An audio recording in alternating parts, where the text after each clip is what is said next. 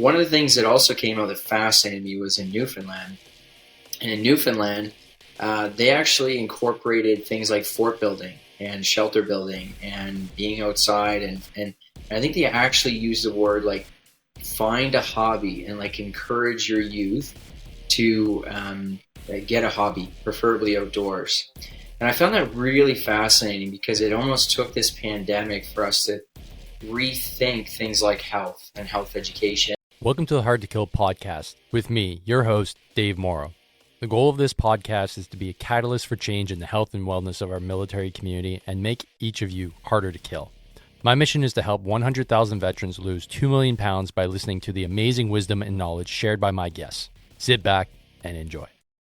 Hey folks, sitting here with Ryan Fahey. Ryan is a 3-time author, speaker, and edupreneur who is passionate about personal growth, education, and well-being. He's the owner of Fahey Consulting, which aims to help people and small organizations move from good to great. His latest book, How to Thrive in Remote Working Environments, which supports the well-being of remote workers globally, recently hit #1 on Amazon in Canada. Dude, that's awesome. Congratulations.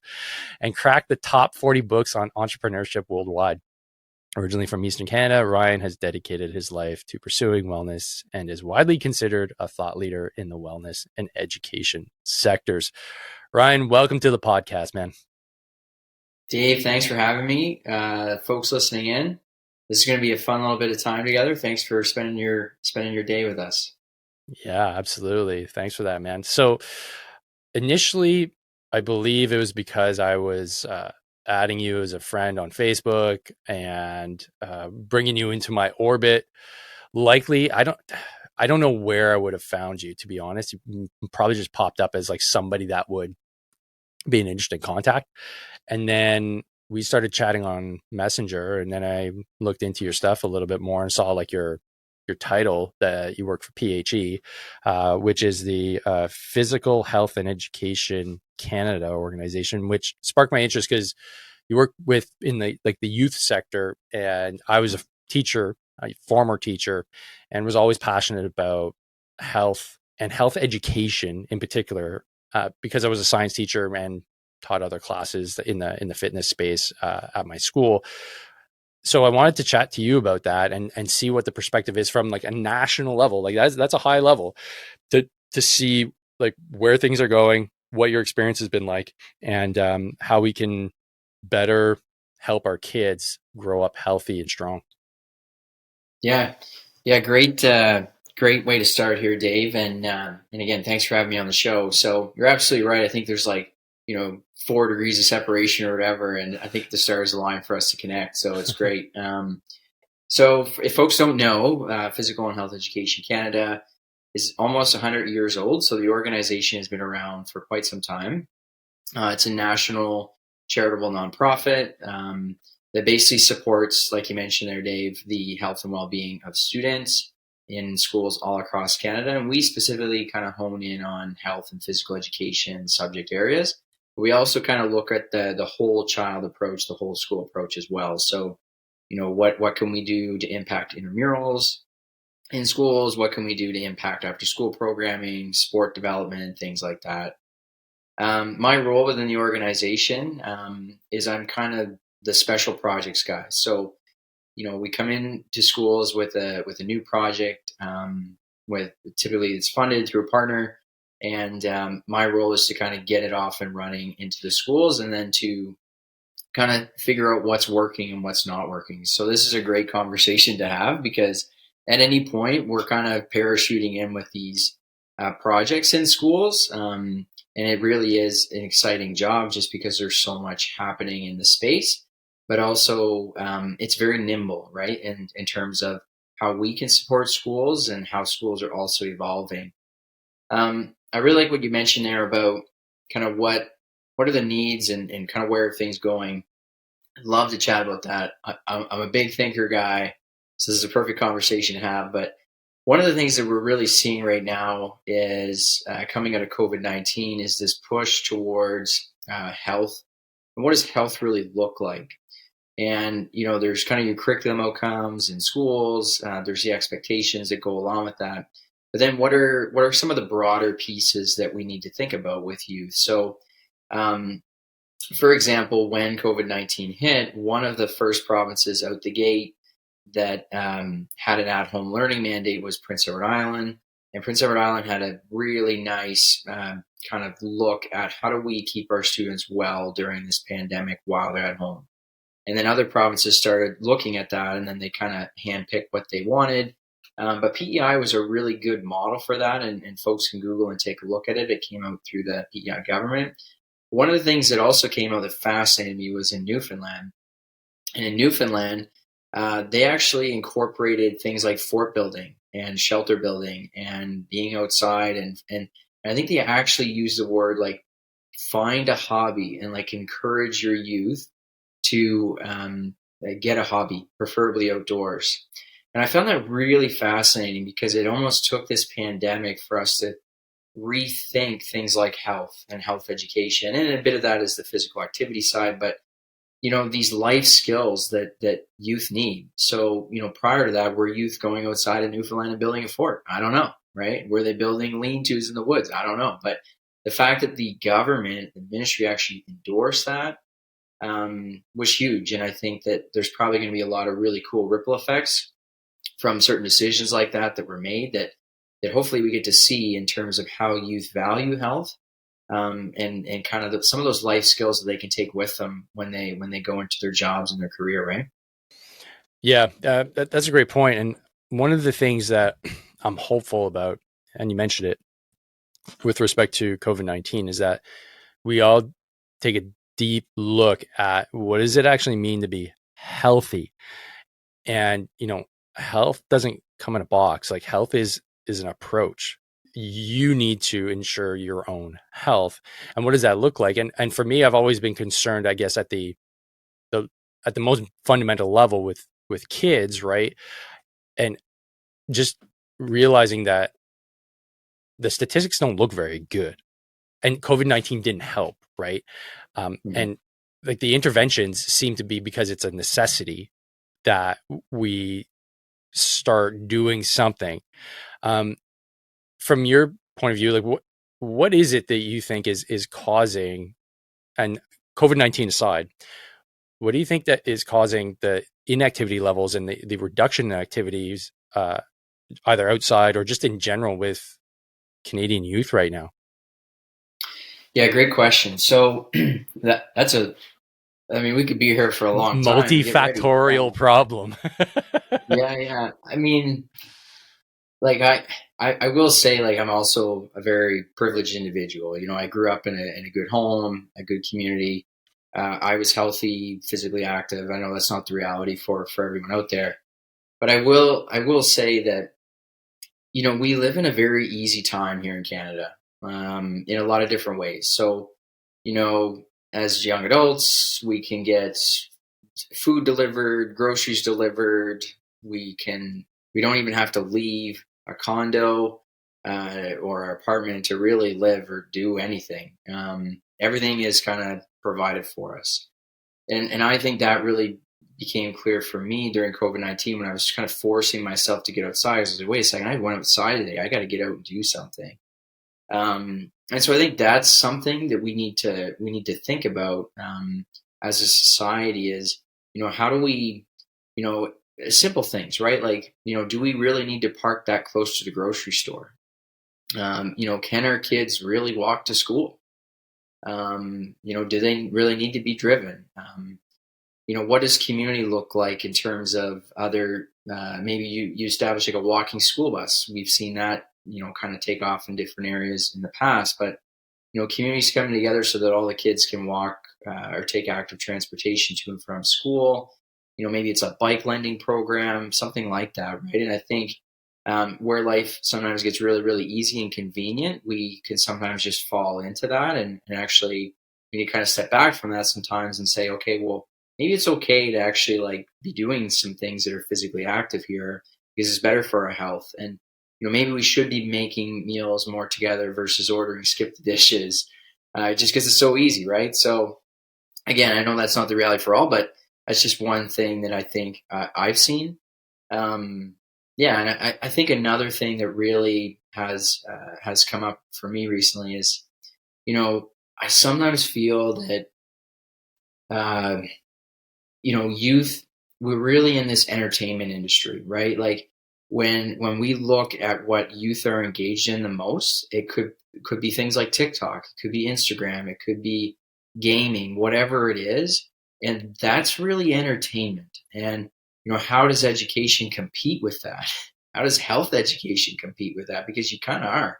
We only have so much bandwidth in the run of a day, and youth even more so. I mean, you and I, we were youth once, you know what that's like, and you don't really have a lot of bandwidth sometimes to absorb everything that's coming at you. So I think that's something that we need to make some space and have conversation on is, okay, so if we acknowledge that youth are really in this perpetual entertainment industry, how do we as education evolve so that our programming and our pedagogy and our approaches and whatever it is that we do within our schools make students want to come to school, make students want to be involved in school, to be motivated in physical activity, physical education, to be engaged learners, and to take control of their own health. And I think there's a lot there, but I think that that's one of the things that I've at least thought about quite recently. Yeah. Yeah, that's a great point. The great thing at the school that I was at before I quote unquote retired from teaching, from teaching in the classroom, I should say, was that their sports programs and their dedication to physical activity was very high. And that's something that like I valued as a teacher and a lot of the students valued as well. And just observing, I mean, this is just anecdotal observation. Having worked in public school and having worked in a private school, this private school in particular, so shout out to Loyola High School in Montreal, the rate of obesity seemed to be quite a bit lower. And I attributed that to just the fact that the culture of sport and activity, even if you weren't on a sports team, there was plenty of extracurricular intramurals. We had an incredible ultimate frisbee league, and it was teachers and students, and so we'd play against each other, and it was good. Like, it was a lot of fun, and that was like the highlight of the spring. And often I think like, well, if they're doing that here and like they're getting seemingly good results, like what are other schools doing? Because having seen what was going on in some of the other schools, it just wasn't the same. At least, but when I was in high school, there was tons of intramurals. Even the sports teams, even though they weren't really that competitive, there were still the sports teams. Is it just the fact, like you said, like they're being outcompeted by entertainment? And if so, is it more the responsibility of the parent to kind of get a grip of that and realize what's actually going on? Because we're so busy, and like, I'm a parent and my kids are young and they still don't have phones or anything, but they still see me on my phone. They still see my wife on their phone. They want to be on a phone because it's what we do. So do you have to also educate parents on this as a means to kind of get a grip of, well, hold on a sec, this is entertainment and they don't want to do the stuff that kids in the 80s and the 90s used to do, which was go out and play and have fun, and it's going to impact their health long term? I'm just curious to know, is that something that you have to tackle as well? Yeah, absolutely. And you're speaking exactly where I was hoping we would go, talking about that whole school approach, right? Parents are a part of that. The community outside the school is a part of that. How the playground is designed next to the school is a part of that. Everything is a part of that, right? Mm-hmm. And one of the things, sticking with health, is one of the projects I'm working on right now is a vaping project with youth, and it's really a health empowerment project, but it's understanding the impacts of vaping and commercial tobacco. All right, I'm going to be real with you here. You need to police that belly fat. You gotta get rid of that gut. It is one of the things that if you're not tracking, you may be tracking your professional career, your family, you may have that all sorted, but if your health is not sorted, and if you are fat and overweight, this is a serious health concern, and you need to start policing it right away. The reality is most veterans are actually more obese than their civvy counterparts. I know it sucks, but it's just the reality. A whole host of things get in the way. Could be mild traumatic brain injury. There could be mental health issues. There could be injuries. The list goes on and on and on. Not only that, if you're a dad and you are overweight, the chances of your kids being overweight is 4 times greater. That's right, 4 times greater. Childhood obesity is an early death sentence. I know it's dramatic, but it's the truth. And if you don't want to be one of those dads that passes on the standard of obesity and metabolic disease, then you need to start listening in real close, because I have a program that has been helping veterans for the last 3 years get fitter, leaner, and harder to kill. It's called the Beast Program. It's a 3-month program that is designed by me, a veteran, with all the best and latest science to not only help you lose 20 pounds of useless body fat, but to get stronger and to dial in your health metrics and nutrition with a custom plan so that you can go attack the rest of your life healthier and wealthier. If you want to sign up and get more information, you have to head to the link that is in this podcast at go.davemorrow.net/beast application. Once you put in this application, you'll be evaluated whether or not you're suitable for the program and if you're ready to invest in the most important thing that a man can have, which is his health. All right, brother. See you on the other side. Back to the podcast. But in the research we were doing for that project, what we actually found was that both smoking and vaping rates are on the rise with young adults. So going back to what you're saying about parent education, Really? So you have, maybe young parents in their 20s and maybe they're vaping and smoking. And so what is that behavior? Like, how is that behavior then mirrored or reflected with their kids? And so, we're actually coming in with this project and talking to youth and listening to the youth. And a lot of the youth are saying, yeah, this is in my home. And I didn't realize that it was as harmful as it was. And I didn't realize that, I have the power to bring this up in my home and to have conversation on it and to remove the stigma around it and just talk about it. So I think that's part of it too, is, how do we empower youth to be those change makers? But I think the other side of it as well is the role modeling, right? Like, you're a huge role model. There's a lot of listeners are huge role models if you have kids, and they're watching everything. They're like little sponges, and whether it's explicit or not, they're picking up on those cues and what's happening in their environment. And we know that environment shapes the behavior, right? So I think there's a lot we could do, as adults, hopefully as listeners and in our broader communities, to really provide that education and just awareness for parents. And I think a great organization that does that well is Participaction here in Canada. And Right. they just do so great at making it simple. Like, okay, if you're physically active, you're going to sleep better, you're going to eat better, you're going to poop better, like everything's just better. And I love that because it's so tangible. It's like, oh, okay, yeah, this makes sense for the average adult, right? And who was that? That was Hal and they're married couple, right? What's her Hal and what's her name? Yeah. Joanne, right? That's it. That's a Hal and Joanne. Yeah.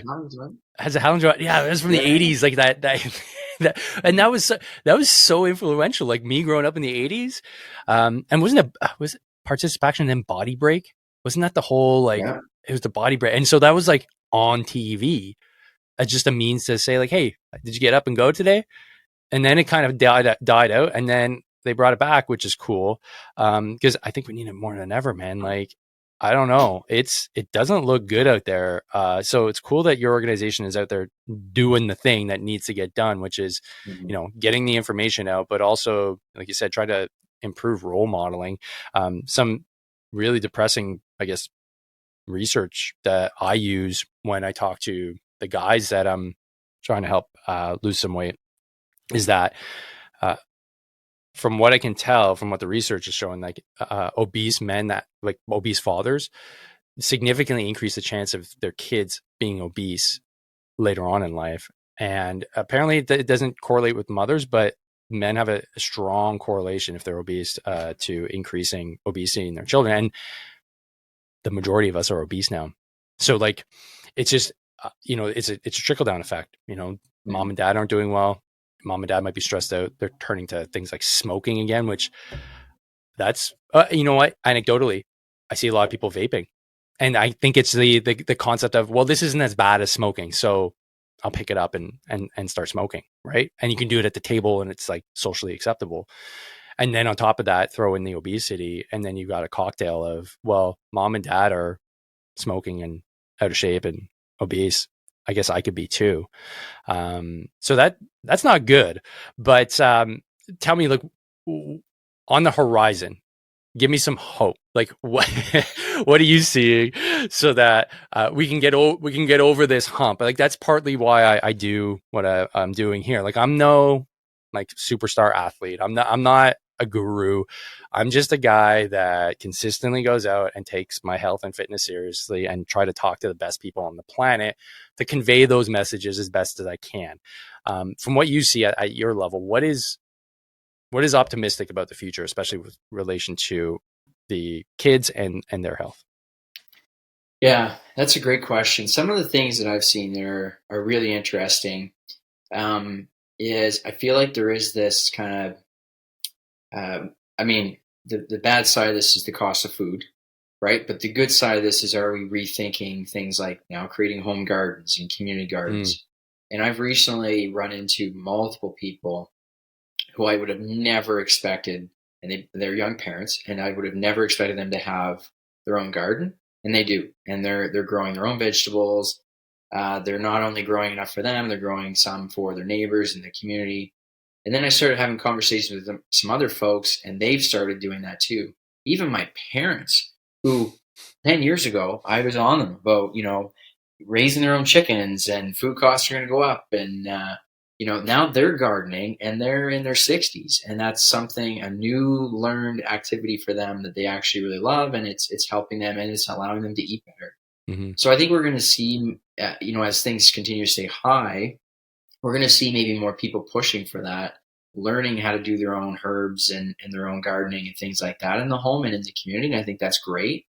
So I think that's a positive sign that we're seeing. And again, back to modeling, then children get to see that behavior not only in a school garden, but at home. And then it just becomes a way of life, which is great. And it really used to be a way of life. So that's really nice. I think another thing too that I'm seeing is a lot of where I'm working right now is on the health side. And I will say that here in Canada, there is a lot of opportunities coming out, more so from the health side. So, looking at health education, looking at, comprehensive school health in schools, looking at supporting the health and well-being of educators. I've seen a lot more pushback recently from things like a teachers union saying, we really want this in this school, but we're concerned that there'll be teacher burnout as a result of this project. And I love seeing that because we need to protect teachers who are then educating those students. So we're starting to see those mechanisms really be tested, and I think it's great. So I think there's different layers there, from kind of the government layer, but down into the union layer that I'm seeing in schools. But I think overall there's more of an opportunity right now in Canada for a brighter future, just at that community level with things like gardens and outdoor spaces and things like that, but also just from a funding perspective in health. Like even in Prince Edward Island, I heard on the radio the other day that they're creating, for the first time ever here on the island, safe injection sites for adults who are struggling with addiction. So even that, like breaking the stigma, providing a space, providing funding for that to help people, huge, right?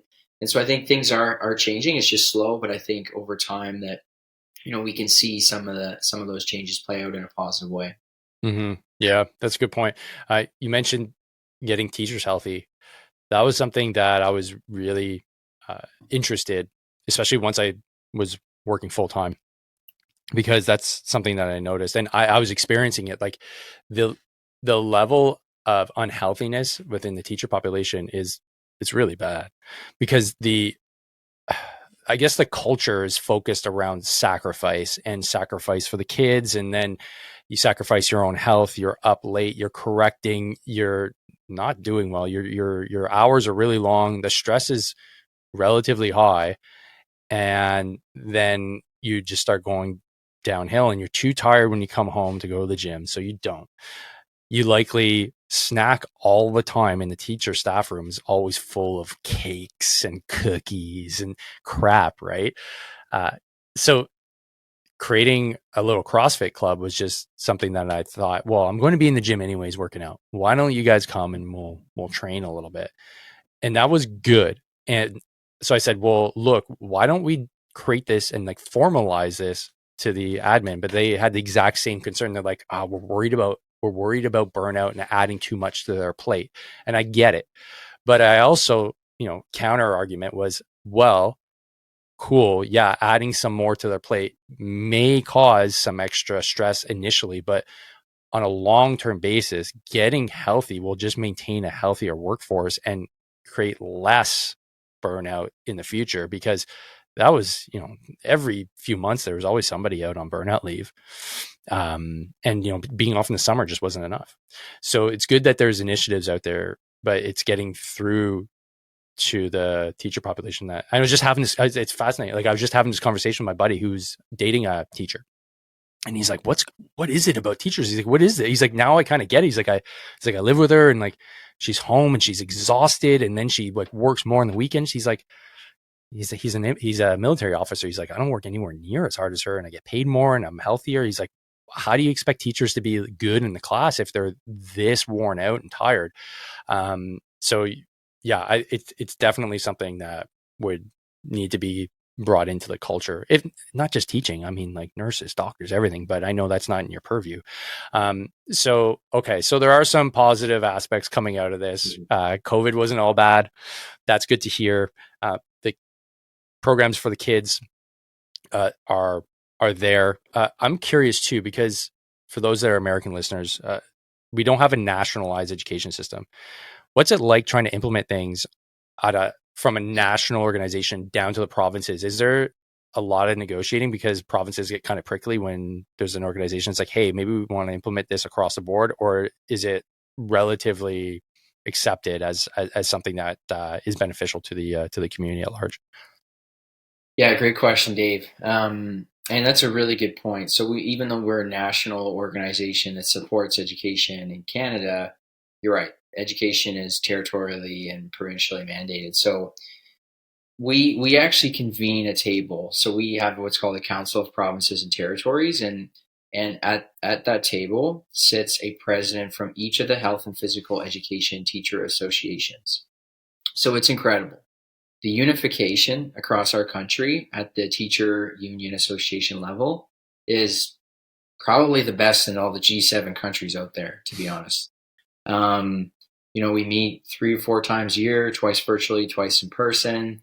The meetings go from coast to coast because, as we know, Canada is massive. Mm-hmm.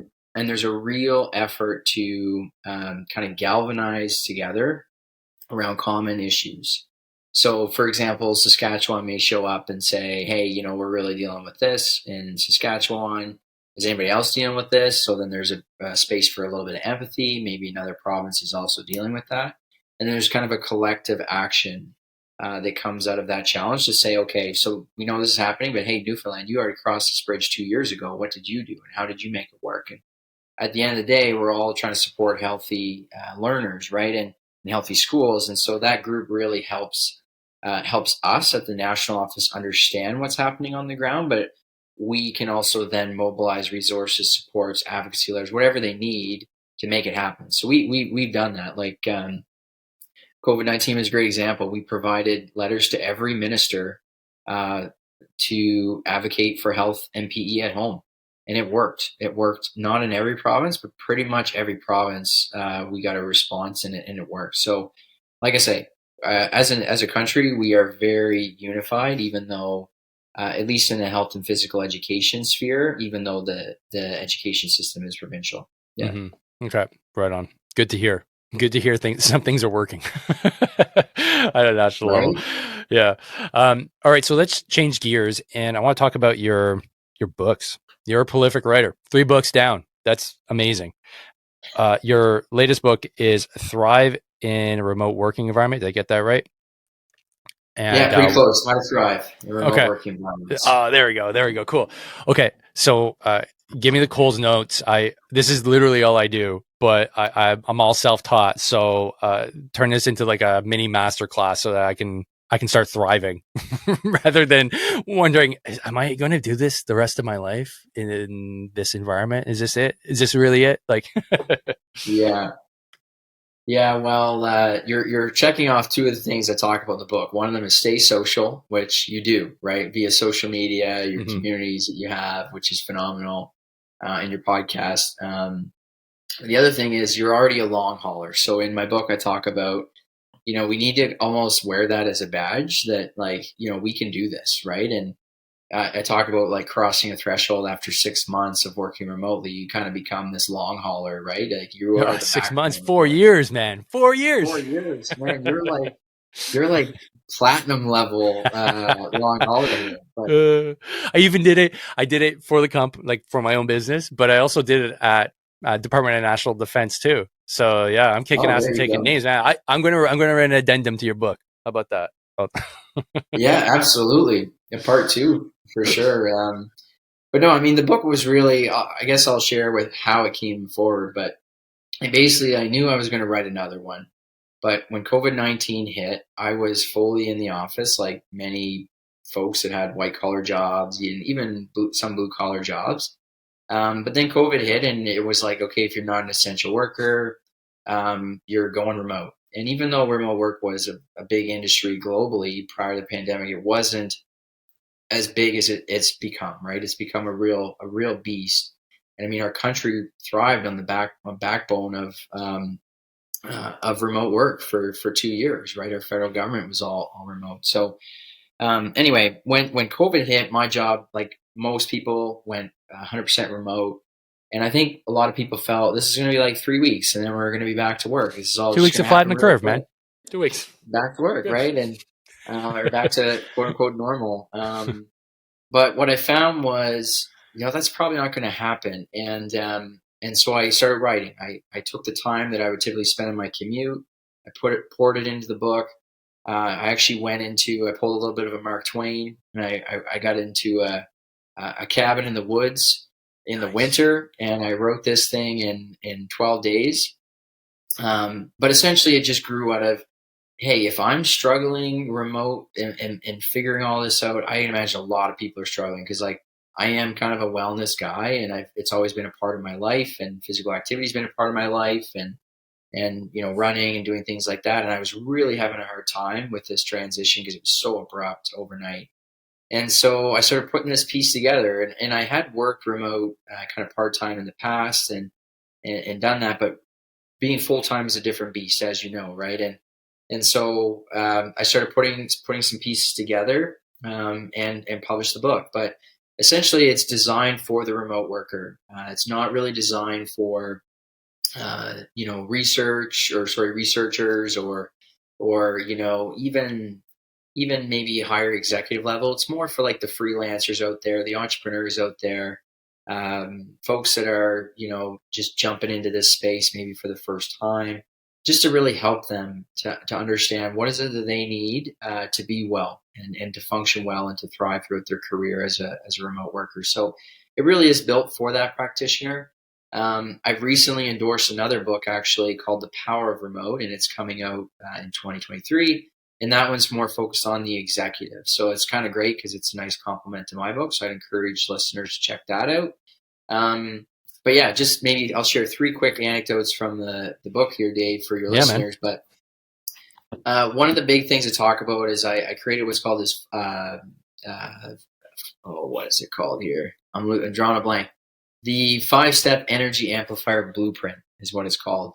And basically it's a series of questions and actions that you can read and kind of ponder, think about through each section of your day to keep you in this thriving state. So I really start the blueprint the night before. So what are kind of some of the things we need to prime the night before to kind of, ensure that our pre-morning routine, our morning routines and things like that kind of go off, as planned. I know things come up, but that's one of the things that I really emphasize in the book is taking this blueprint and making it your own. So I provide a series of questions and suggestions, but it's really on the reader to be like, okay, these questions are great, but I really want to take this concept and mold it to my lifestyle and the way I work. So it really can be tailored. The other thing that I really talk about quite a bit in the book is this idea of imposter syndrome.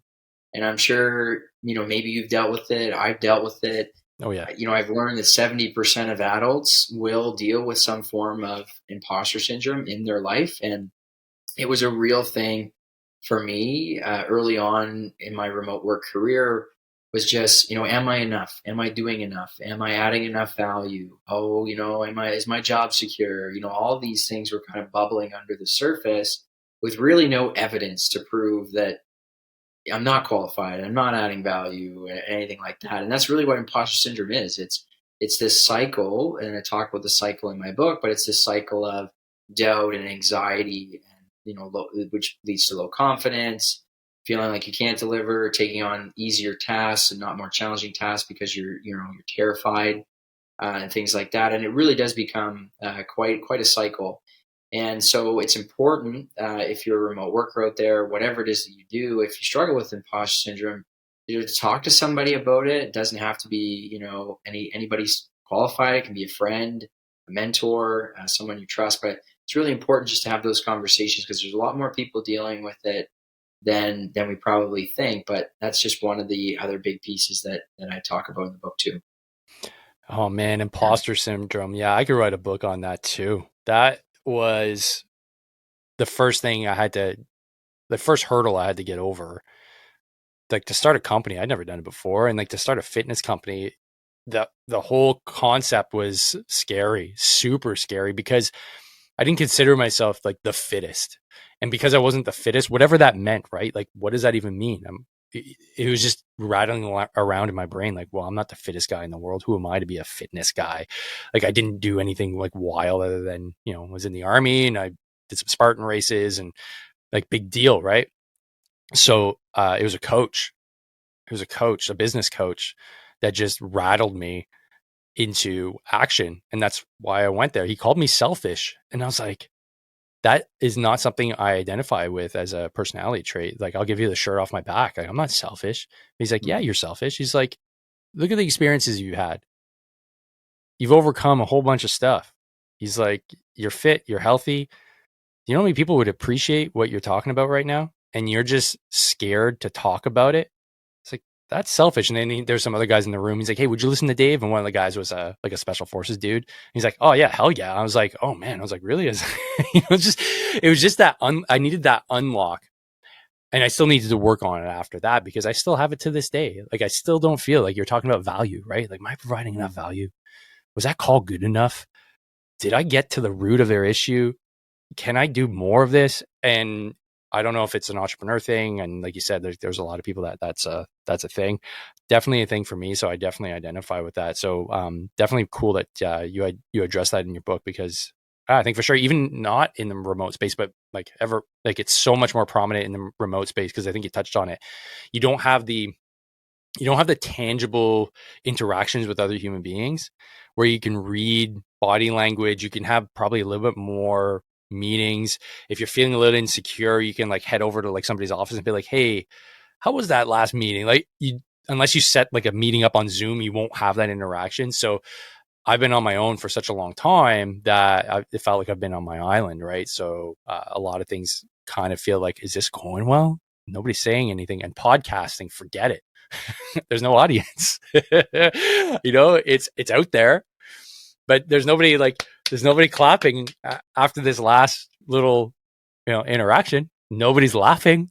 So it's hard to tell. But I've gotten used to it. Like I said, 4 years.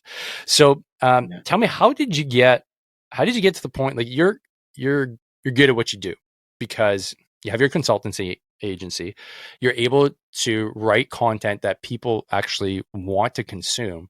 But that's one whole aspect of, getting a market and, finding people that want it. But the next thing is finding people that actually want to read your stuff that's really good, and finding a means to actually push people so that they can see it, which is essentially marketing. You're clearly good at it. How have you been able to establish your presence in the market while doing all the other things that you're doing? I'm curious to know, because I'll do it myself. Yeah, I should preface this too. Like, I also, for listeners listening in here, I don't have any kids, and I'm sure when the day comes that I do have kids, it's probably going to take a lot of time Oh, well, there you go. Okay, well, okay, that's it. We're done. You don't have kids. Okay, there you go. That's like 10 hours of my day already freed up. Got it. Yeah, so I do recognize the realities, right? Like I kind of operate in this bubble of, I have a bit more time right now. And that really happened during the pandemic was like I wasn't, my commute would be an hour and a half. 3 hours a day I had extra. So I was able to, okay, study the market a little bit, understand. I did a lot of research around, are there any books out there on thriving remotely? And there was one, and it was written in 2015 by a guy named Jason Fried. It's a great book, by the way. Really? But there was none in the market, and then so I saw the opportunity in the market, and I had the time and the dedication and the means to make it happen. So, I just put pen to paper and just grind it out every day a little bit. Some days I would get a little bit of a block, but I'd say, okay, just give me 250 words today, or just give me a paragraph today, or whatever. And then by the end of it, like you say, you got a tangible product for market. I definitely made a few mistakes along the way, but you kind of course correct as you go, and you kind of take. At least I took more of a progress over perfection mindset, because you can easily just get so terrified to release it to the public that you don't do it, right? And I think you got to cross that chasm too. So that was one thing, but yeah, I would say the biggest the way I try to balance it all is I make sure every day I'm getting at least 30 to 60 minutes of physical activity in. I try to schedule things as far out as I can in terms of meeting with clients. With the book, I do a lot of I've done a lot of research with Amazon in terms of, how do their algorithms work to, get eyeballs on your product. Cause that's one thing, right? Is like, you can write the most amazing book in the world, but if you don't know, kind of the marketing process there and how to get it in front of eyeballs, it won't go anywhere. So that was another piece. But yeah, at the end of the day, there's always more you can do. And this is something I've talked about with other entrepreneurs, is that you can kind of get in this cycle of like, oh, you need to do this, you need to do this, and you just get going all the time. Even podcasts, like I have a frequency now where I do one a month. So Dave, you're my guy for this month. And I've had people be like, oh, Ryan, you should do like 3 or 4 more. But I'm like, I just don't, like, that will throw me out of balance. And my whole thing is wellness. And if I can't be well, why I enjoy this process and I continue to add value to the different markets that I work in, then I'm doing it as just what's the word? I'm not doing justice for myself or for my community. So I try to do everything in stride and just kind of pick and choose my battles, I guess, and not get too hung up on there could always be more, right? You could always be doing more, but consistency over time, right? Just like a fitness routine or whatever you're doing can win the day, right? The long game is the only game in town, man. Oh, I like that. I'm going to use that. It's good. Every time I get spun up, I'm like, oh, I got to get this done now. I'm a long game thinker. Long game is the only game in town. Like I've only been in this for 4 years, like I said. So I'm still young, right? In the online fitness space. I used to be a trainer like way back in the day. I've always kind of been in the fitness space, right? And I was a trainer in the Army. So like I've been in the coaching space for a long time, but officially 4 years as a business.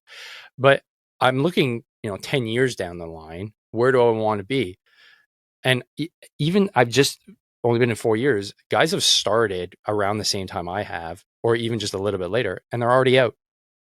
And so the way I see it is like, well, and the business leaders I listen to, it's like the only way to fail at business is to give up. You just need to stay in the game, learn from your mistakes, and iterate. And it's not a 2-year process. It's not a 5-year process. It's a 10, 20-year process. And so I'm committed to the game. I love it. I really do enjoy it. And what you're saying here is, exactly what I take in as like a philosophy. It's like, I mean, I get it done today, but I will get it done, and I'm going to keep on plugging away at it. And I'm curious to know, for writing your book, because I'm actually writing a second, well, I guess technically a third, but I mean, my second book was just a revision of my first one. So, do you have a method? Because I came across the Pomodoro method. I don't know if you're familiar with it. that changed the game for me because I use it for like everything. So it's basically like it's 50 minutes of nonstop work, no correcting, no editing, and you just put on like typical like, you know, I put on the Gladiator soundtrack because there's no lyrics, and I just go hard, and it's 10 minutes break, and then you do some PT. So I do like squats, push-ups, and then I get back in another 50 minutes, and I can do that for about 3 cycles. So it's about 3 hours of work, and then after that I'm just like spent, and that helped me get a substantial amount of work done, like substantial amount of work done. So when you were locked away in like your in your cabin in the woods, in 12 days, like that's impressive. That's really impressive. How was it that you were able to keep yourself motivated? Was it because you're like, look, I'm getting this done in 12 days, come hell or high water, it's going to be done, and like you're just disciplined enough? Or is there like just enough intrinsic motivation that you love it so much that you're just like going through the process, and sometimes you'd write for like 3-4 hours straight and then take a break? Well, I'm always curious to know how authors write. Yeah, great question. I've never heard of that method too you mentioned. I really like that. But for me, I will say like I took lemons and made lemonade because I was in technically quarantine. This was early on COVID, and like basically it was like, you do not pass go, do not collect $200. So I had to isolate. So I was like, well, I got internet, and I think it was 12 or 14 days early on. So I was like, well, if I grind this thing out, I got 14 days of no interruptions, no nothing. I can't even leave this property, so I might as well do it. And it was winter. So it was interesting because the property was big enough that I'd run around it every day.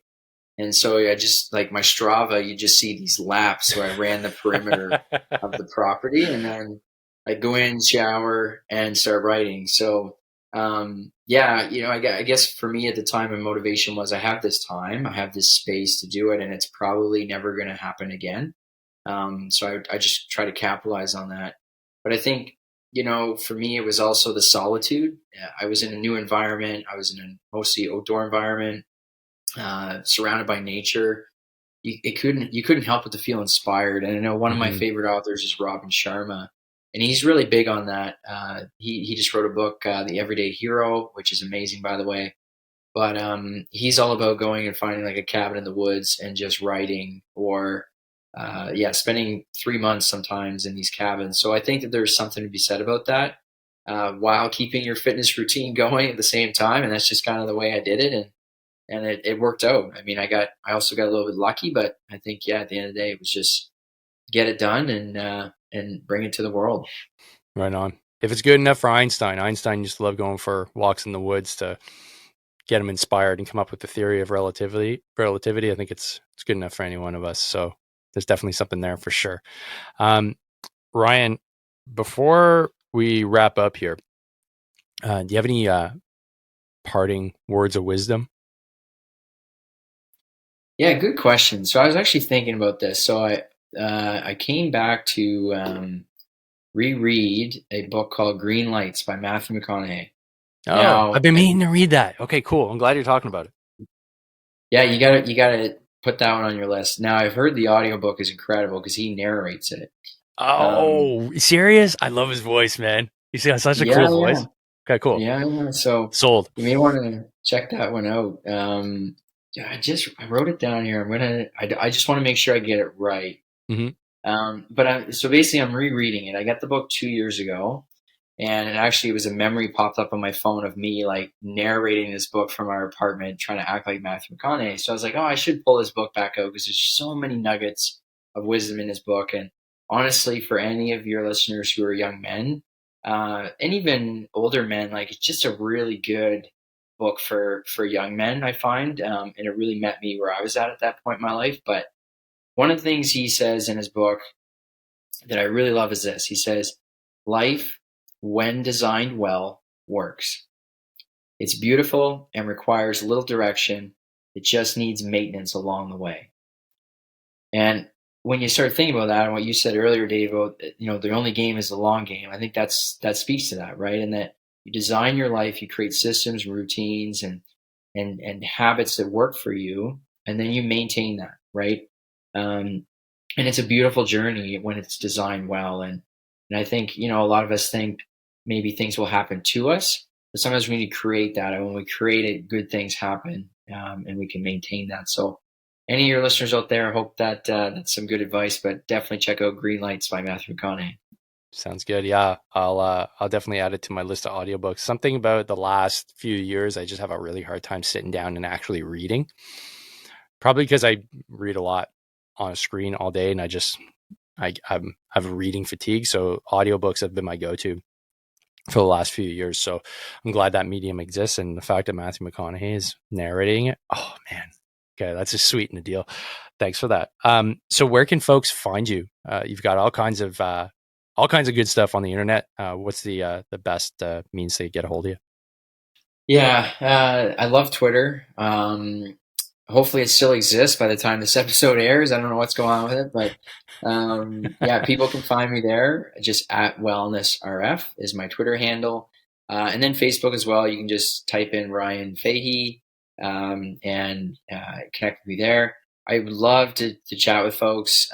So if you have questions or you want to just learn more about what I do or my books or what we do at PHE Canada, just hit me up, send me a message, and stay social, right? And I think it's important that community stays connected. So reach out anytime. Right on. Ryan, this has been a real hoot. Thanks for your insights, man. It's going to help the community out substantially. And it's good to know that there's hope on the horizon when it comes to making sure our kids are nice and healthy. So thanks again. And folks, don't forget, train hard, fight easy. See you on the next one. Peace. All right. Just stay on.